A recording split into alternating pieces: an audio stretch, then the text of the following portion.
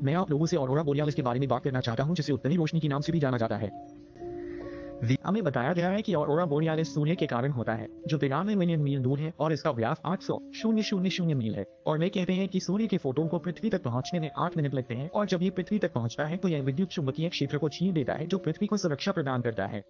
अब पृथ्वी एक गेम नहीं है, और यदि यह गेम होती तो पृथ्वी का गेम के रूप में कोई चित्र उपलब्ध नहीं है। पृथ्वी का एक भी चित्र ऐसा नहीं है जो ये सिद्ध करता हो कि यह एक गेम है।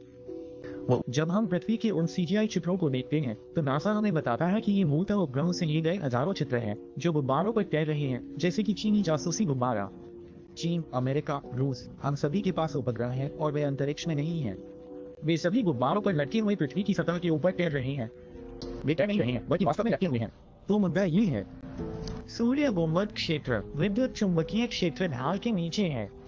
ऐसा नहीं है कि ऑरोरा बोरियालिस हमारे क्षेत्र से टकराने वाले फोटोनों के घर्षण के कारण नहीं है।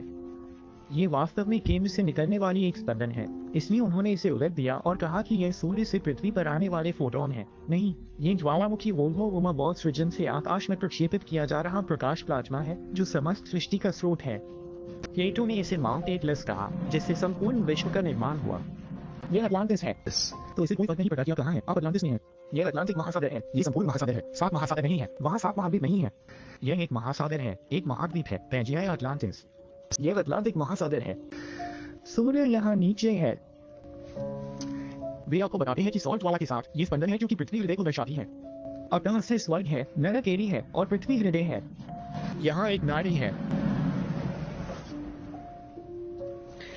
तो मूलतः यह आपके पास है। ये सब उल्टा हो रहा है।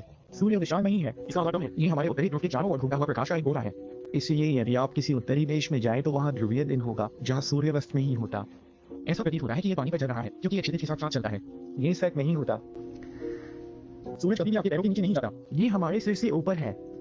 तो हम एक क्षेत्र पर नहीं है, हम एक टोरस क्षेत्र डोनट में हैं।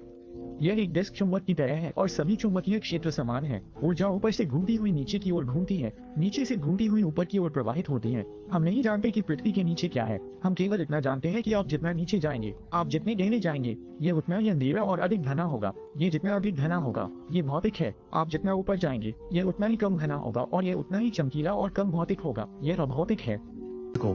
इनमें से कोई भी ग्रह नहीं है। वे तो यहाँ तक कहते हैं कि शनि और बृहस्पति गैसीय विशालकाय ग्रह हैं। वहाँ सब कुछ गैसीय है, कुछ भी भौतिक नहीं है। वे सभी आकाश में ज्योतियां हैं, प्रकाशपुंज हैं। यहाँ नीचे वो भौतिक वस्तु है। तुम वहाँ गए, पृथ्वी, फिर जल, फिर वायु, फिर अग्नि, फिर प्रकाशमान आकाश। सब कुछ आकाश है।